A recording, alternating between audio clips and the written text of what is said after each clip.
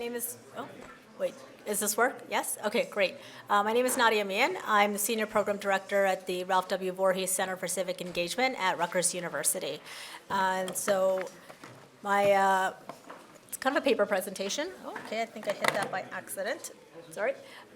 So I've been looking at, my research has been focusing on advocacy, zoning code changes, and faith-based affordable housing over the past few years. And so this talk kind of goes over some of the research that I've been doing.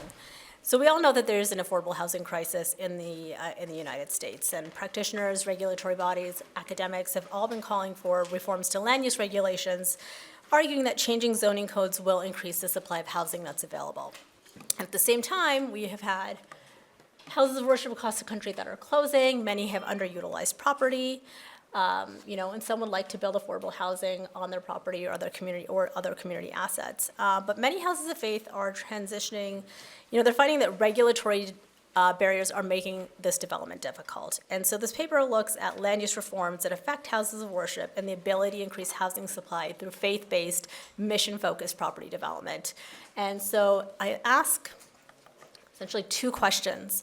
First, what zoning reforms have been made to increase the supply of housing on faith-owned property at the state and municipal level? And second, what role did houses of worship play in helping pass those reforms? And so the goal of this research was to show how the faith community is instrumental in shaping land use regulations that affect their properties. And so I looked at essentially, the way I did this was I conducted archival research, newsletter goals, outline outlets, peer-reviewed research, conducted over 25 interviews with urban planners, affordable housing developers, housing advocates, faith-based institutions, and nonprofit organizations, participated and observed bi-weekly meetings of a faith property professionals groups that was held online on Zoom over the course of a year. And I also joined the board of directors of a faith-based nonprofit organization that's working on a very tiny, small affordable housing development in Montclair, New Jersey. And so I looked at land use regulations that allowed for increased residential density on property that's owned by houses of worship for the purpose of building affordable housing. They call these upzonings. And these upzonings occurred in the form of reduced parking requirements and the creation of religious overlay zones in California, and were instigated at both the state and municipal levels by houses of worship. In Washington state, legislation was created that gave municipalities the ability to provide a density bonus to houses of worship that wanted to build 100% affordable housing on faith-owned property. And these reforms were instigated and all shaped by faith-based entities. And so the results of this research are important for a few reasons. One, it shows how the faith community is instrumental in shaping land use regulations that affect their properties. Second, it shows how houses of worship can work with planners to identify outdated zoning regulations that restrict development on faith-owned land to create new regulations that may help facilitate development. And lastly, it shows how planners, community organizations, and other entities can work with and build a relationship with faith communities to reimagine how faith-owned property can be used in different ways.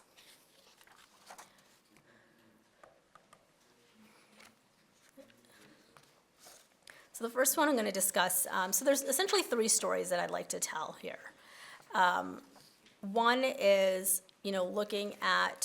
one looks at how one church worked with a faith-based group to change the parking requirements. If we've worked anything with housing or zoning, we know that there are certain parking requirements that you have to have for the amount of land that you're building.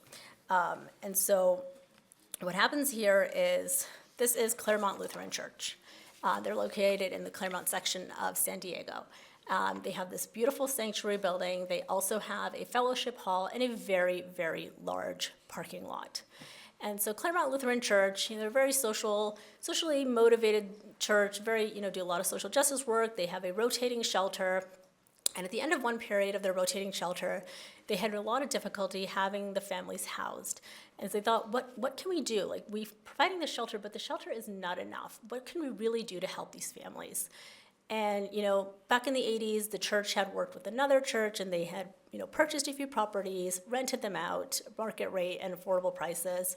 But they wanted to do more, and they realized that they had this very large parking lot, but they also had this fellowship hall. So they thought, let's take this fellowship hall, let's redevelop this fellowship hall, and maybe add a second story where we could add some affordable housing units.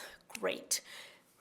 except when they apply to the city comes back and tells them, no, you can't do that because your fellowship hall is historical. And the church is like, well, no, our fellowship hall is not historical. And there ends up being this debate between the city and the church as to the status, the historic preservation status of their fellowship hall.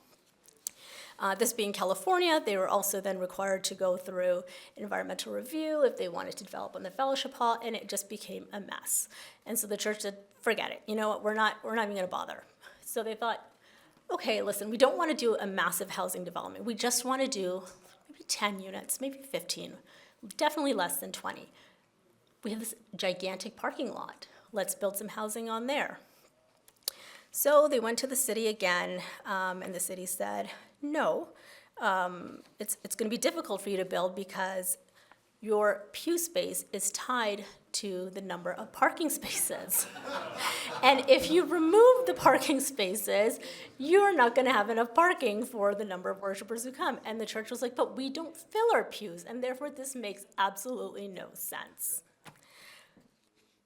2018, okay, this is going on now. This is not like a couple months conversation between the historic preservation and the parking issues. This has now been a couple of years, okay, going back and forth between City Hall and the church.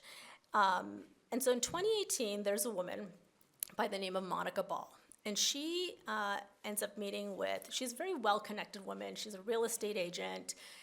By day, she's showing these multi-million-dollar homes and also stepping over unhoused populations, in order to access some of those properties. And the irony of her life is not lost on her, but she's, also a woman who's rooted in faith. And she really wants to help the unhoused population in San Diego, really wants to try figure out a way how they can build affordable housing. And so she meets with the tax assessor for San Diego County to discuss her frustration with the lack of affordable housing.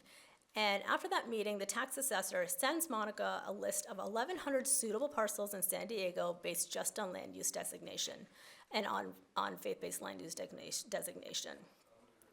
And so in 2019, Monica, meets with a bunch of other like-minded folks. They're planners, they're lawyers, they're real estate developers, just folks who are involved in the planning development industry who are also concerned with the same thing. And they have a meeting with the grant makers of San Diego, which is now known as Catalyst, and a group called Funders Together to End Homelessness.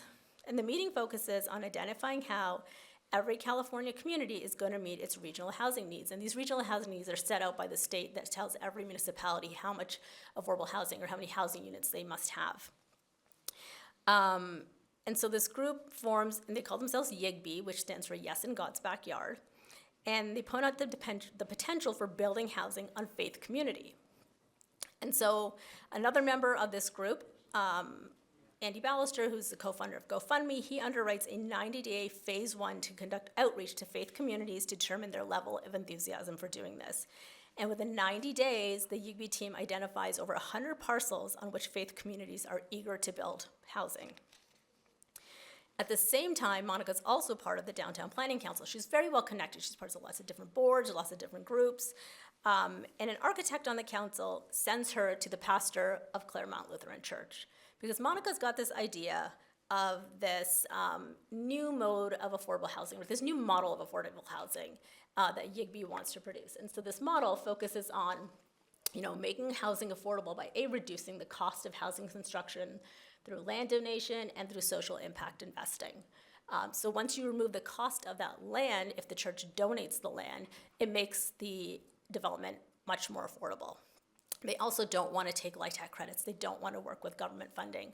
And so they look towards social impact investing to create more funds for the development. There's also access to a team of professionals. Like I said, this YIGB group, this team is made up a whole bunch of folks from different parts of real estate planning and development. And they're also focused on looking at the use of modular construction to build housing instead of traditional build. And so they were looking then for a church that could be their proof of concept. And along comes Claremont Lutheran Church. And so Monica goes to meet with the pastor of Claremont Lutheran Church to see if they could be that proof of concept church to kind of kick off this YIGB model of faith-based affordable housing. And so what happens then is that one of the members of YIGB is at a party and ends up meeting with the mayor of San Diego at the time. Says, hey, can I have your ear for a second? Mayor says, sure. And he tells him the story of YIGB and what he's planning to do, but says, you know what? This church, they've been trying to get in with the planning department, but they can't. Mayor says, leave it to me.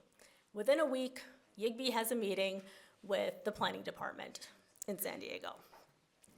The team meets with San Diego Planning Department and says, listen, this church is having a lot of issues with this parking requirement, which is completely outdated. And so the planners in the department say, okay, you know what, let's see if we can fix this. And so they go back. And so the YIGB team working with the planning department, they're able to change the land development code to reflect the needs of the houses of worship. And one of the things they ended up doing was eliminating or reducing the outdated parking requirement for houses of worship. And so, this is according to the city planner, so I'm just going to read this quote off. This is kind of what happens as a result of all these meetings with this YIGB group. He says, we came up with some fixes in the code, and one of them was the parking requirement that was really outdated for churches. We worked with our transporting and engineering staff and figured out a formula that worked better for parking. Essentially, we saw these big parking lots as an opportunity where they could be better put to use. We pulled a list of all the churches across the city and really created a dialogue with this YIGB group and looked at all the different sites and tried to figure out, okay, if they wanted to put a certain number of housing units, and I think it was 3,000 at that time, spread across different churches across the city, what would it take to make that happen? And so in 2019 then, the City of San Diego Council approved changes to the Land Development Code, which would allow churches to build affordable housing on their parking lots by reducing or eliminating parking requirements depending on the location of the house of worship in relation to transit-oriented development areas. And so San Diego County now, if you're a church and you want to build affordable housing on your parking lot, the regulation that said your pews were tied to parking is now done away with. So creating religious overlay zones. So one thing was parking. Another one is this creation of a new type of zone, right? And this is a religious overlay zone. And this just works with, this is making housing community happen. They are a faith-rooted nonprofit that addresses the housing crisis by engaging congregations, people of faith, and others concerned about homelessness and housing affordability. They're based in Pasadena, California. And they advocated in Pasadena for the creation of a religious overlay zone so that affordable housing could be built on religious property. And so this group had been working with multiple congregations to build affordable housing. And so the director of MHCH, Jill Shook, she realized that a large impediment to building this housing was, again, zoning. And so she created what was known as the Congregational Land Committee, a committee within this nonprofit housing organization. And it was, again, led by a cross-sector of professionals. One was an urban planning consultant, another was a finance development consultant, as well as herself. And their primary role was to work with houses of worship who wanted to build affordable housing, and they were going to act as property advisors. And they, again, quickly realized that zoning was going to be an issue to doing any kind of development in Pasadena on churches. Because every single church would then need to go through a zoning amendment if they wanted to develop land on their property. But if they created a religious overlay zone, this would help solve that problem, because with the religious overlay zone, additional regulations are added to the existing zoning, right? The zone is layered over a larger geographical area. It doesn't require a case-by-case amendment for each property making a similar change. And so if they could get a large part of Pasadena having this religious overlay zone, it would, not have them to go through this case-by-case amendment for all these properties that possibly wanted to develop. And so the tool was to create efficiency in the development process. And so in 2019, they began an advocacy campaign to create this religious overlay zone in Pasadena.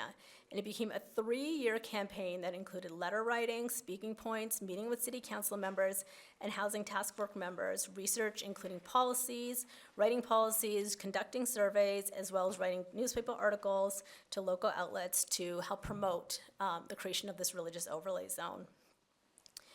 And so they reached out to another committee that was part of this nonprofit to understand how to better organize this campaign for land use change. They wrote articles and had them published in local newspapers about the issue to create awareness. Then they began researching all the religious-owned property in Pasadena, and they found that 136 churches that own property. And they worked with a coalition of churches to conduct a survey with all 136 churches. And the results of the survey found that 95% of the churches supported a congregational land overlay zone. 12 churches already owned over 50 affordable rental units, and 17 churches were interested in developing their land. And so based on this research, the Congregational Land Committee crafted a policy and presented their research to the City Planning Department. In the spring of 2020, MHCH strongly advocated for the creation of a religious overlay zone in the city. And as part of the advocacy campaign, they also started building a coalition of churches and offered training and orientation sessions on the housing needs of the city to better equip and aware other churches about what the housing needs in the city were.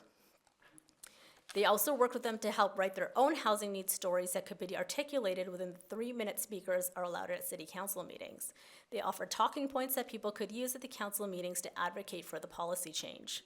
The team met with city council members to speak about their position on housing and ways to increase the supply of affordable units, including the creation of this religious overlay zone. And so in the summer of 2020, so now this started in 2018, it's now 2020, or started 2019, it's now 2020, they ended up, the planning department sent a proposal to the planning commission for review. And so MHCH continued with a letter writing campaign at this time, and approximately 40 individuals spoke at a meeting in 2020. There were concerns that the policy, if it was going to be done by a nonprofit or affordable housing developer, by the congregation itself. But at this time, the mayor, again, California has these regional housing needs that they have to do every so often. And so, you have to do a whole inventory of your housing stock and create a housing strategy to do this housing element. And so the mayor decided that, he didn't want to deal with this religious overlay zone right now and wanted to back end it until 2026. That didn't seem acceptable for all these congregations that really wanted to advocate for this, overlay zone. And so the mayor ends up creating a housing task force, and a member of the Congregational Land Committee gets himself appointed to the task force. And so with access to the task force, the Congregational Land Committee is able to meet with the members, and they're able to then have that religious land overlay zone move back into the 2022 docket from 2026, where the mayor wanted it. And so they were able to convince the Housing Task Force the potential of using religious-owned property as a way to achieve the number of housing units the city needed in order to fill those regional housing needs requirements. And again, in 2022, the Planning Commission met again to discuss the issue. More people came out to support the creation of this religious overlay zone. I'm going to go really quickly now. But essentially what ends up happening is that the policy ends up getting watered down. It does pass through city council, but they only end up creating this religious overlay zone on commercial areas and select residential areas. And the commercial areas, there's only a select number of churches that are able to develop, and none of them really want to at this point in time. But it's not so much the end result of the policy, but also the fact that they were able to get it done and the process that they went through in able to get it done. So the last one I'm just going to quickly go through is the Nehemiah Initiative. This is the density bonus. What happens in Washington State in 2019 is that they end up passing a density bonus for any congregations that want to build affordable housing on their property, 100% affordable housing. If they do so, the city will, they're able to have a density bonus awarded to them. Density bonus, again, is an additional density in exchange for community amenities or housing. So if you can see if that's your same size lot, that's essentially what you're able to build it, and the bonus gives you a little bit more space to build. So if you're building 12 floors, maybe the bonus will get you 16 floors, depending on the floor area ratio and a bunch of other calculations. And so the Nehemiah Initiative is a coalition of Black churches in Seattle Central District. Seattle Central District is primarily a Black community. The area is quickly gentrifying, and a lot of community members are being displaced. I think the community had over 25 churches, and now they have almost less than half left.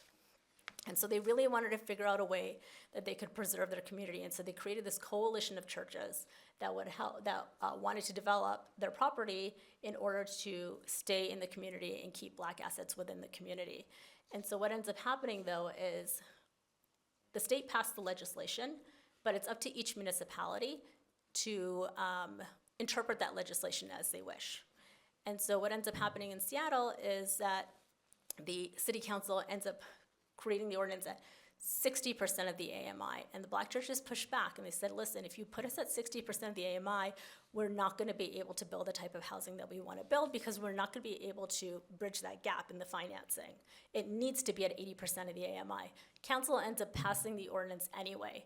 Black churches pushed back and said, this is unacceptable. We cannot do this. And the Mian initiative was really instrumental in then getting council to go back and re-amend that ordinance, and now it's back at 80% of the AMI.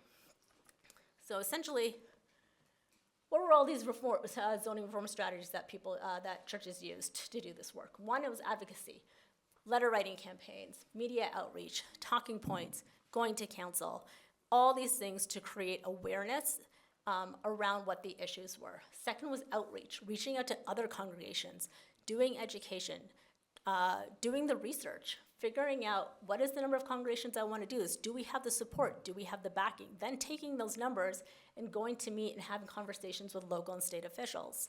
If you have those numbers to back things up, it's easier to get policy change done because you can say, listen, there's 100 congregations that were also willing to do this work and want to see this stuff done.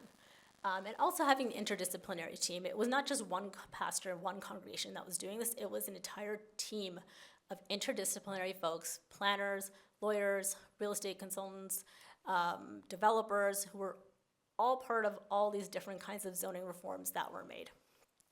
And David says I have 1 minute left, so that's the end of this. So if anyone has any questions, you can come talk to me later, or I can take a couple of really quick questions now. Have you researched this before? What's happened in California? Yeah, so just passed. Yeah, I know. Making housing community happen was actually instrumental in getting SB4 passed. So when they realized that what happened in Pasadena wasn't really going to work, they were like, forget Pasadena. They're like, we need to go big. And so they ended up contacting Scott Wiener, and Phil Burns, who was part of that Congregational Land Committee, was instrumental in crafting that policy at the state level. But SB4, the origins of it actually came from San Diego, because when the state saw what San Diego had done in getting rid of the parking requirements, they were like, oh, okay, they're onto something. And that's kind of what spurred the whole initiative. It's happened in Florida as well. Yes. Yeah. Yeah, and then Washington as well. So even California, Washington, when they passed this density bonus, California then also looked to Washington to see what they had done and how they had done it. Yeah, so it's starting to get the ball rolling. Right. Thank you so much. Thank you, David.